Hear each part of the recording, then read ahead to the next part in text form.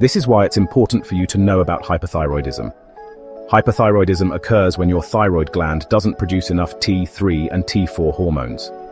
These hormones control your metabolism, so when they are low, everything slows down. Common causes include Hashimoto's thyroiditis, iodine deficiency, thyroid surgery, radiation therapy, and certain medications.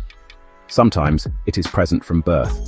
Symptoms develop gradually: fatigue, weight gain, intolerance to cold, dry skin, hair loss, constipation, depression, slow heart rate, muscle weakness, and facial swelling.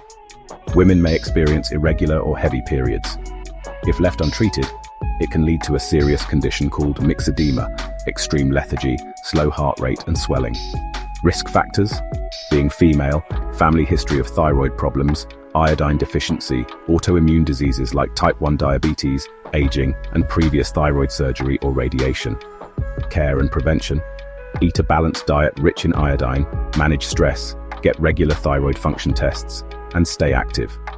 Early diagnosis can help you avoid complications like heart disease and infertility. Stay informed, stay healthy.